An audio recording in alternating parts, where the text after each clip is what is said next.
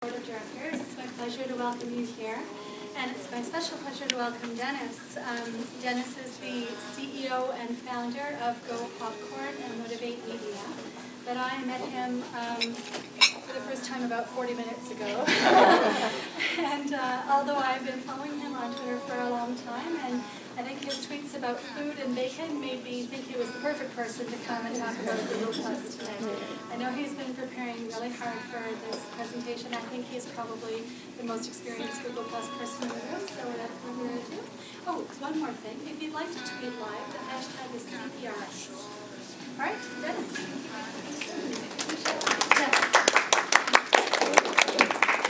Can everybody hear me all the way to the back? All good? Well, thank you for coming out and listening to me talk about Google Plus. I hope this is informative for everybody. I know for me, it took me a couple weeks to put this together, and I learned a lot about Google Plus. And yeah, so here we go. So tonight I'm going to be talking about just going over stuff like what's Google Plus, and also why should you care, and also how to integrate Google Plus and Plus One into your website, and also how to get started, and we'll look at some of the other advanced features such as circles, hangouts, sparks, and all those cool words that Google seems to always attach cool words to whatever products they have. Is this? Oh, it's my color. Sorry, just my equipment here. Okay, so just a little bit about myself. I have a Bachelor of Business Administration from Capilano University. Also a diploma in web development. I've always sort of been in web development and sort of internet marketing over a decade now. So I've definitely seen how things have changed over the years. And yeah, basically learned everything on my own because they don't really teach this kind of stuff in schools. I mean, they're starting to now. But I don't think with how internet marketing is evolving, I don't think they can make curriculum fast enough to keep up. So in 2009, I went into sort of the self-employment route and started Motivate Media, which is a web development and internet marketing agency, primarily for small to medium-sized businesses looking to get online and increase their visibility. It just so happened in 2010 I started working with a lot of restaurants, either through a combination of my passion for food, the people I know, and just my network in general. That a few of my clients in 2010 happened to be restaurants, so I started doing a lot of social media marketing for them. And it was during that time that I realized there was a huge demand for this, because there's a lot of restaurants out there that are really lacking an online presence, especially when it comes to social media. So I was able to help out these clients and get a lot of positive results from the stuff I was doing. So according to Wikipedia, social media includes web-based and mobile technologies used to turn communication into interactive dialogue. So when I'm reading this definition of what social media is, it's kind of apparent to me that social media is not new. In the beginning, these are kind of the early days of social media, I think. IRC, forums, ICQ. Anybody here have an ICQ account? I still remember my number. That's pretty... However, social media now, today, it's a little bit different. Things like Facebook and Twitter and Tumblr, LinkedIn, Google+, blogging, Pinterest. It's just never ending, and it's continually evolving as well. And it's really now, it's kind of a two-horse race. Google and Facebook, David and Goliath, kind of, in a way, I want to compare them as. What is Google+? Google+ is Google's answer to Facebook, essentially. It's the anti-Facebook social media network and identity service. I think this is what they intended when they started Google+, is they're like, well, Facebook is doing this and we can do it too. And just that's sort of their mentality whenever they're coming out with something, is they see somebody dominating a particular market and then they just get in there. I think it's not really in direct competition with Facebook though.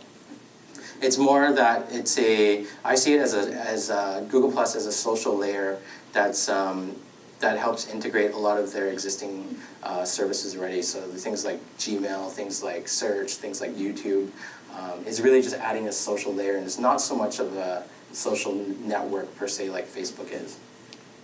The numbers are quite staggering though. They're adding over 600,000 new users per day, and they anticipate to reach 400 million users by the end of 2012. So right now, Facebook is closing in on 1 billion. So they still have a ways to go in terms of catching Facebook in terms of users. But this is the staggering statistic that I came across actually just last week. The average monthly usage in the US has been declining. As you can see, November 2011 is 5.1 minutes to 4.8 minutes till January when it's 3.3 minutes, versus this is hours. So people are spending way much, or a lot more time on Facebook than they are on Google+. And that's sort of the problem. A lot of people, they might create a Google+ account just because, they already have a Google account, like a Gmail account, and they'll just like, oh, okay, well, I'll just check out Google+ and set up an account, and they don't really see much value, or a lot of people, in fact, they're saying 85% of the people who have Google+ accounts have never posted anything before. So that's another staggering statistic, I find. So, I mean, with those kind of numbers, you might be asking yourself, why should you care about Google+? Like, is this even relevant? Like, why are we even here talking about this? And I would say the 3 main reasons is brand awareness, search engines, and targeted communications. And I'm going to go into each of these in detail. So in terms of brand awareness, this is kind of a no-brainer, because Google+ is another channel for you to maximize your online footprint. And if you're a business, you want your business to be found as easily as possible. So whether that's setting up an account on Google+, just so that you can get that link in the search engines when people are searching for you, that's definitely of value. And the other thing is because social media profiles, I'm not sure if you know, but they optimize really well. So if you create a Twitter profile or a business or a page on Facebook for your brand, or a page on Google+, it's going to optimize almost guaranteed like first page for the name of your company. So really, it gives you the ability, or I mean, it's about having control over the search results when people are searching for your company. You want to dominate that, and you want to give people the most opportunity, or the greatest opportunity to find you as possible. And ultimately, because you can put links on your Google profile to your website, you can use it ultimately to drive more traffic to your website as well. If you were just to do a search on my name on Google, you'll see that the top 6 out of the top 10, 6 of the 10 results on the first page come back as social media profiles. So you can see the first one's Twitter, second and third are LinkedIn, and down here we have Flickr, Facebook, and then down here Google+. So it's really like dominating the search results. This guy, Dennis Pang Surfboards, he's actually kind of a big deal. It's not me. He makes surfboards and he's in Hawaii. Actually, funny story is like, I went on his website, which is horrible. And so, and he sells t-shirts, Dennis Pang Surfboards. So I tried to ask him and say, hey, can I buy a t-shirt? I have your name. And he's like, he wasn't impressed. So I ended up buying it anonymously under a different name. So, I mean, the point is here that I just wanted to illustrate that social profiles, you can really easily dominate your search results by creating these profiles. The second benefit I was mentioning is search engines. So search engine optimization is obviously huge. Traditionally, search engine optimization has been based on making sure that you have the right keywords in the content of your website, and then beyond that, it's creating links so that the more links that you have coming from other sites, the more relevant Google thinks that your website is, henceforth boosting up your search rankings. But the problem with this is that it's a flawed system and it's easily gamed, and from that, like that's where you get the your SEO professionals who are offering to optimize your website, by populating with content and and building worthless links and link farms and all that stuff. So that's why when Google Plus came along, it kind of changed the way that SEO is being done. And traditionally, you can think of search engines as delivering stuff, or sorry, I think search engines are evolving in the sense that they're becoming less of these traditional search engines, which marketers or people can like generally game and game to their advantage, and they're becoming more recommendation engines. And I'll show you in a second how how search results now are shown. And they now include Google Plus profiles, posts, pictures, and links in the search results.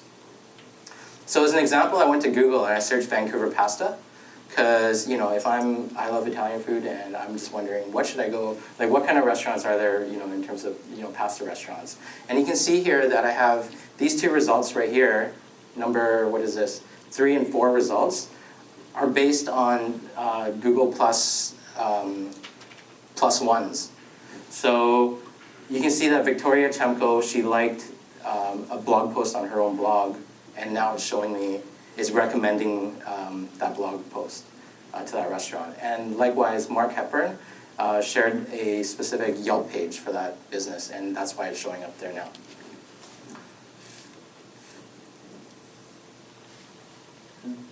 Like how many people here, like for me, I'm always logged into my Gmail like all day, every day, whenever I'm on the computer. Anybody else here always logged on? So most of you, right? So the thing with social search is that you can't turn it off yet in Canada. In the US, you can. You can just go in your settings and disable social search results. The only way to not get these recommended search results is by logging out of your Google account. But for me and for many of you guys are constantly, or I mean all day you're logged into your Google account anyway. So that's that. So I mean, what can brands and individuals do? There's 5 ways that you can promote yourself. And the first thing is you should definitely create a personal profile on Google+. Once you've created your personal profile, you can go ahead and create a brand profile, a brand page. You'll also want to promote your Google Plus profile on your other networks. So if you're on Facebook or if you're on Twitter, you want to let people know that they can find you on Google Plus as well. You also want to make it known on your website by adding a Google Plus badge or a +1 button on your website. And you also want to make sure that you're promoting your websites and any of your social links. So links to your Twitter, links to your Facebook, links to your website on your Google Plus profile. And you'll also want to use relevant keywords in your profile and posts. So if you're in public relations, you want to make sure in your bio on Google Plus that you're entering public relations or PR and whatnot. So for your website, how do you add a Google Plus badge? You can just go to bit.ly/gbadge. I've conveniently created that URL for you guys. And basically, when you go on there, it's really easy to use. It'll just, you enter, like which style of icon you want, and then it will give you the code to copy and paste into your website.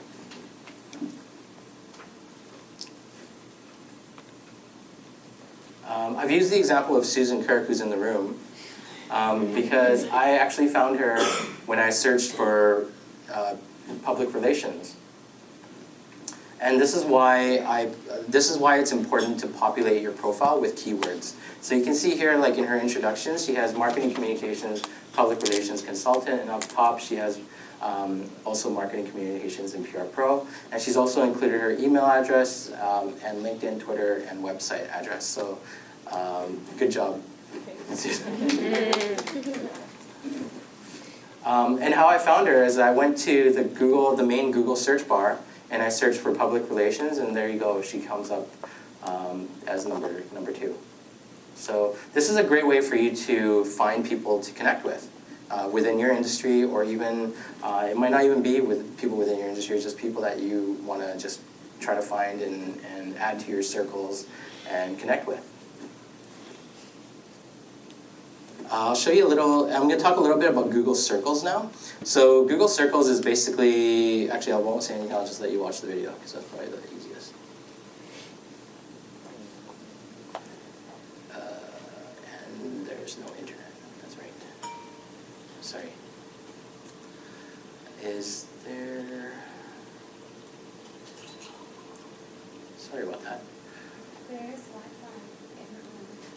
There it is.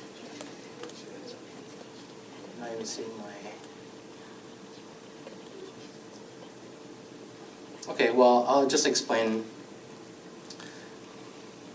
without the video then what Google Circles is. So you can think of Google Circles as little baskets for all your contacts. So the good thing about Google Circles is that you can now segment the people that you follow into different baskets. And why would you want to do that? Is because you can tailor your communications to certain circles. So you might, like, you know, like when you're posting on Twitter, you're posting it to pretty much everybody. But now you can create different circles for, let's say, your existing customers, your prospects, you know, other professionals, suppliers, other trade media, and you know, it might be grandmothers living in Richmond, right? That might be a circle for your business. I don't know. So this is great because and Marina, like for you, you work in like junior resource companies, like doing PR stuff, right? Yeah, I just do their media. I just do their social media. Yeah, so there's a lot of different audiences there potentially. Like there's like shareholders, there's maybe even minors, or maybe There's newsletter writers, there's financiers, there's a whole plethora of audiences, I'm sure. exactly. So I mean, by setting these up so that you have these all these different audience segments in different groups, you're able to target your communications. So that's definitely very useful. Yep. Do people know what circles they're in, or can you hide what circles you added them to? Well, your circles are only seen by you. People can't see what circles you've added them to, which is good. Good question. It's actually funny because funny thing about circles is when I first opened up a Google Plus account, I all of a sudden had all these random people adding me that like a lot of people I didn't know, but some people are just like, who the heck is this person? Like hundreds of people adding me that I don't even know. So I just lumped them. So I had my I had my circles. I was friends, professional network, and I have no idea who you are. And for the I don't have no idea who you are circle, I was just like, you know, having fun one day. I was just like making weird updates, you know, talking about bodily functions and whatnot. But I was just like, because I was trying to figure out what exactly, oh, okay, so I can actually send really targeted communications to these people, which is, in hindsight, pretty inappropriate. But you know, I would recommend when you get on Google Plus just to add people, add a lot of people. Generally, from what I've found, it's very reciprocal. When you add somebody, they'll likely add you back. And I think it's mainly because people haven't figured it out yet. Just explain what you mean by having a circle. Like, do you create a circle? Yes. Or are they out there? Or? So these are your circles. Like you can basically. I wanted to show you the video, but basically you can create as many of these circles as you want. And this is generally these are the people who have added you. So you can just dump these people into like drag and drop them into these circles. So it's very intuitive. It's very easy to do. If you wanted to create another circle, you just drag here to create a new circle. How do you add people who are not haven't added to You can search for people, and they don't have to add you for you to add them into a circle. It's like general contacts and stuff. Yes. So for those people, they are not in the circle, and you kind of invite them to join, just like in LinkedIn. So Yep. people is not in to do it. Absolutely, yeah. So they'll actually show you, like if they're not yet if they're not yet Google Plus users, there will be an option in here to invite them. Yeah. And you can put people in multiple circles. Yes.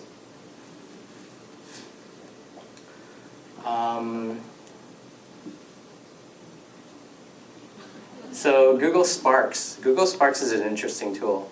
And it's a discovery tool. It allows you to find other content that's out there. So if you have nothing interesting to say, which is me a lot of times, I will always find interesting stuff that other people have to share. It's a good way to spark up a discussion and a conversation. So if I was to go to Google again, and I would search public relations, and then right here you would select There's a drop-down menu that you can select Sparks. So now I'm getting different blogs related to public relations. So it's a good way to see what's happening in your industry.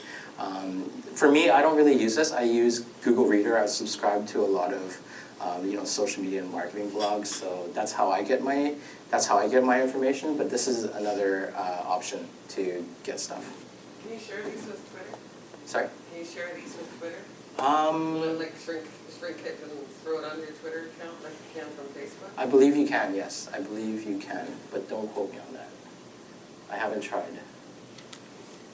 You can definitely share it on your Google Plus though. That's, yeah.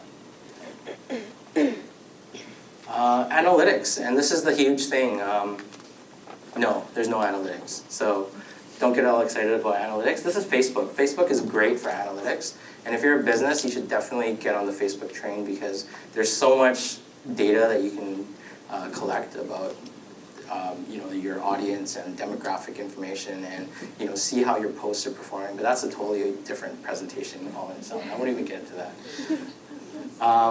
But Google does have something. Well, we've been told actually that analytics are coming. It's just a matter of time. So I anticipate that hopefully we'll see that this year. Google Ripples is basically the best thing that, as good as it gets for Google+. So with any of the posts that people put up there, as long as it's been shared, you can click on this little arrow on the very far right side and click on View Ripples. When you click on View Ripples, it's going to show you this chart with circles on it. And basically what this is showing you how your how your link or whatever you posted up, how that was shared amongst people. So the bigger the circle, the bigger the reach of that person that shared that particular thing. Does it give you a number for your reach? Like, okay, like when you get retweeted, say. Yeah. I can go and check and see exactly how big their community is. Yeah. It does say it over there, like 7 recent public shares out of 8 total. So it will tell you how many times it's been shared, but it won't tell you how many eyeballs. It will tell you how big their community Yeah. is. But the idea is that the circles indicates the size of their network. Yeah. Dennis, can you link your updates in this program to like Twitter or Facebook or any other updates, or are they really separate? You can link them. I would suggest against it. The reason because like a lot of people here, like how many people? Okay, for me, I hate seeing Twitter updates on people's LinkedIn pages. Like that's really annoying to me. I think different network. Like don't get lazy. Like each network is different, and each network provides unique benefits and unique limitations as well, right? Like use them differently. And I'm going to get into that. That's a really good question. So you can, but I would frown against it. Google Hangouts, I'd show you this video, but it's basically, it just allows you to do video conferencing for up to 10 people. So a lot of my team works, a lot of my team members, we work remotely. So it's not always convenient to meet up. This is really great because you can do video conferencing for up to 10 people. And it's great. It's definitely better than Skype in my opinion.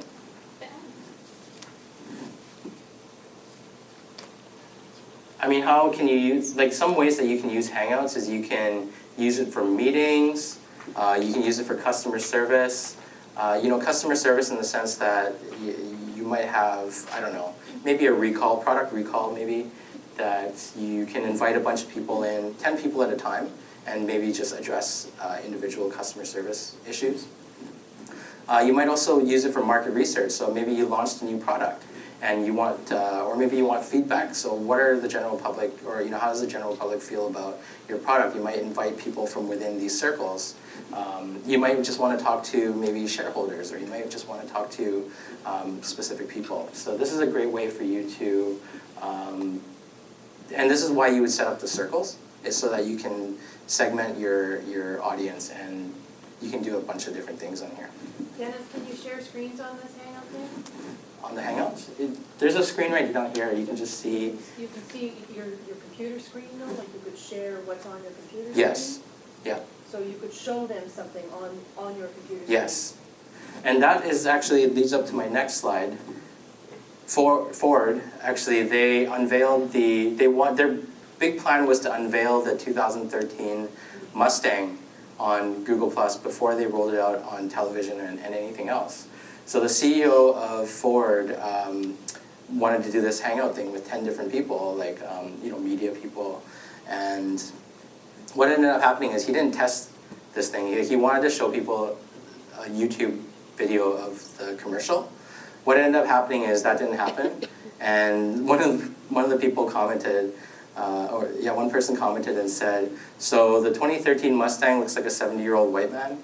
Like, so if you're gonna use this, definitely test it first, right? Like, and for me, like technology never works when you need it to, so definitely you want to test it.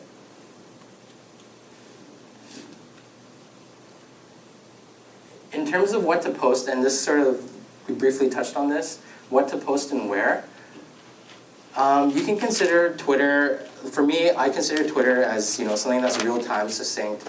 You only have 140 characters to work with, so it's really going to be short and snappy communications, and it's great to connect with your existing customers, so people who are already talking to you, and it's great to connect with maybe potential customers, people who might be talking about, for me, I work with a lot of restaurants. People might be talking about, oh, I'm really hungry, I really feel like Thai food, where can I get Thai food? And it's a great opportunity there. For Facebook, generally I don't usually like a page unless they're giving me a really good reason to, like in terms of a financial incentive, or I'm already their customer. So with Facebook, you want to consider that people who like you, they're already your customers. So what would your customers want to know? It's a little different than what the general public might want to know, right? So on Facebook, if they're your existing customers, you might have like a friends and family night or something that is maybe of interest to them. LinkedIn is for industry or company-specific information and news. There's usually not a lot of conversation on LinkedIn. It's more info, from what I find. And Google Plus, stimulating discussions. I find that actually between Twitter and Facebook, generally they say the half-life of a post. So when you post something up on Facebook, you can only expect that post is going to be relevant for about 3.5 hours on average. Beyond that, it's not really going to be, it's going to disappear off people's home feeds. The other thing with Facebook is that you also have to, if you're posting up really boring stuff that people aren't engaging with, it's not going to show up on people's home feeds anyway. So keep that in mind. The reason I bring that up is because I find the things that I post on Google+, it stays longer. Whether that's because there's nobody using Google+, or not a lot of people using Google+ yet, or whatnot. But I find that when I post stuff up there, 6-7 days later, I'll still get people coming in and commenting about those specific posts. So, and because there's no limit in terms of the length of comments and updates, that's when you can really start to have really in-depth discussions with people.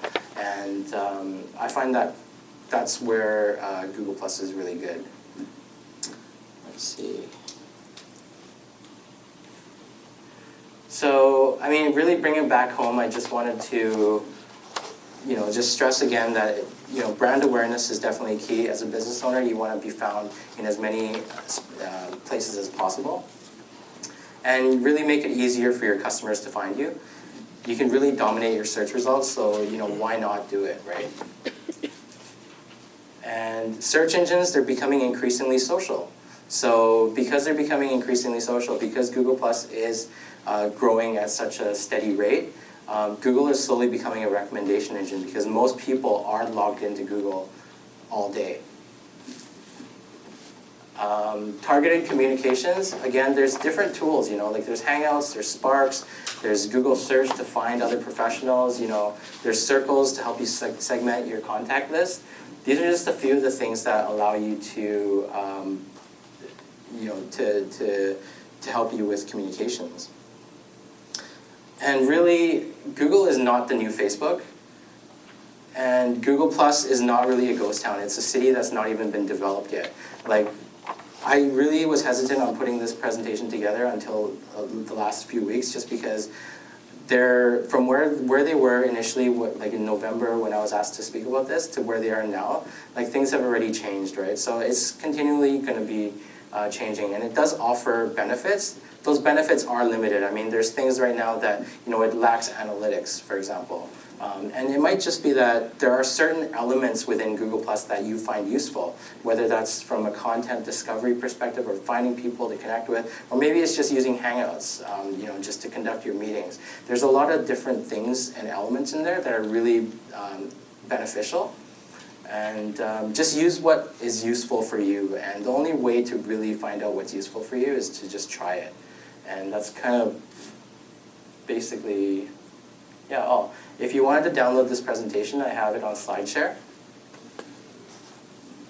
And of course, you can feel free to email me or follow me on Twitter and talk to me on there to continue the discussion. Is there any questions?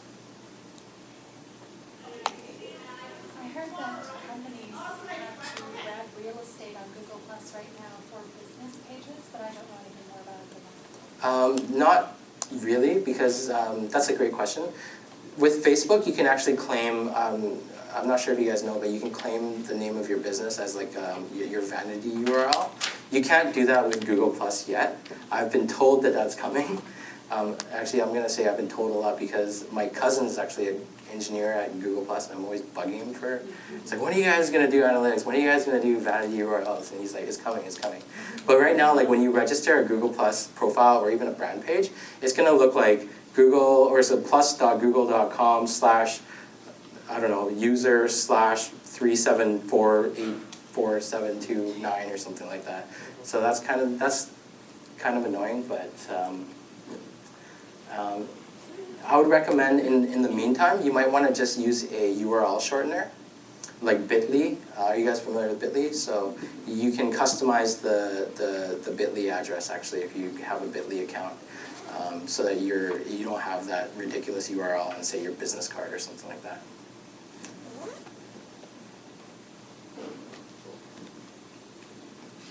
Yeah. Seems to be so much concern right now about the Google and the privacy, with the linking in of the YouTube and the Gmail, blah, blah, blah. How does this play into it? I don't really understand what Nothing. My view on that is nothing on the internet is sacred anymore. I mean, Google has such a dominating market share. Like they can do whatever. Like honestly, like anything that you put up on like using Google, any of their products, like there's really no privacy. They pretty much own everything that you're putting up there. So and that's kind of the unfortunate thing, is that we have to, as long as they have such a dominant market share, like we just kind of have to accept it for what it is, really. So you don't think Google is just going to look at Facebook and say, oh, forget it, it's abandoned Google Plus? You think they're going to keep on trying to get increased share or something? I think so, but I think they're not. I don't think it's going to happen because I think they're a little late to the game. And I think we're now at a point where it's a little too much. Like there's too much out there right now for us to even manage. Like for another new social network, like there's only a certain number of hours in the day, and like I think we've hit saturation.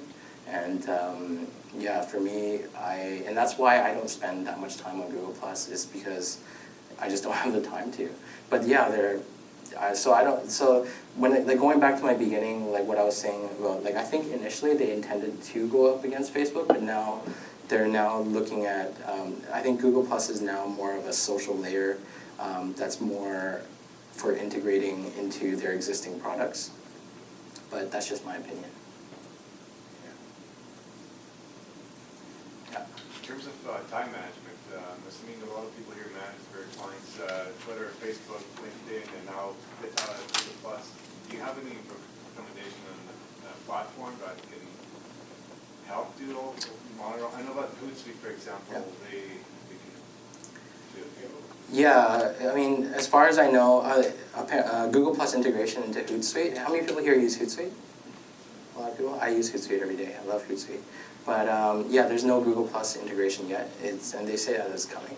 But yeah, I would recommend once that comes, If you're manually doing it on every single site, it's going to be a lot of, it's going to create, it's a pretty big drain on your time. So definitely invest the time in setting up a Google Plus account, or sorry, a Hootsuite account, and to manage all your social profiles. Yeah, good question. Yeah. At the beginning, you mentioned setting up your own personal profile and then setting up a business profile. Is that like a required step? Do you have to go through the personal profile first before you're allowed to do the business profile? Yes. Okay. You can't do one without the other. And are they inextricably linked, the way that Facebook made you do a personal profile and then a fan page, let's say in a business? And I have like flashbacks to that memory of trying to manage both pages and getting frustrated. Is that something similar? It's pretty much similar. I mean, with Google Plus, you can have multiple administrators as well. So that's the same as Facebook in that sense. Yeah. So if you have multiple clients, you've got to do multiple personal and business?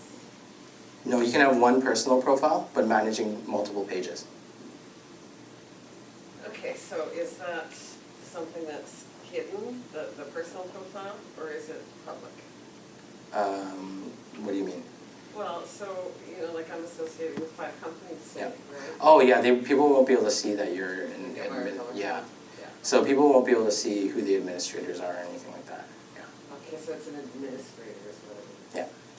is. It's the same thing as Facebook. Like you're not able to see who administrators are on pages. Yeah. Okay. Unless you are one yourself.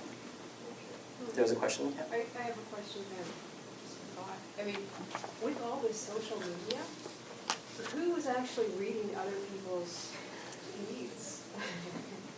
Like, I know, I mean, we all have to get onto this, and it isn't, I mean, it's incredible what it does. I mean, I have an expanded Twitter account, and I'm communicating with people all over the world and so on, but with all of these social media, how do you, what suggestions do you have to stand out in the massive crowd that is being created?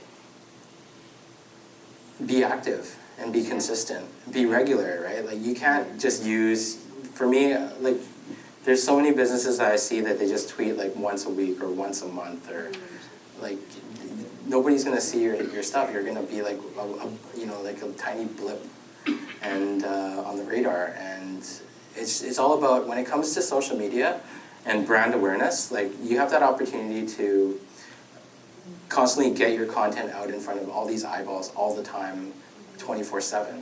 So being regular and being consistent and putting out stuff regularly and putting out a lot of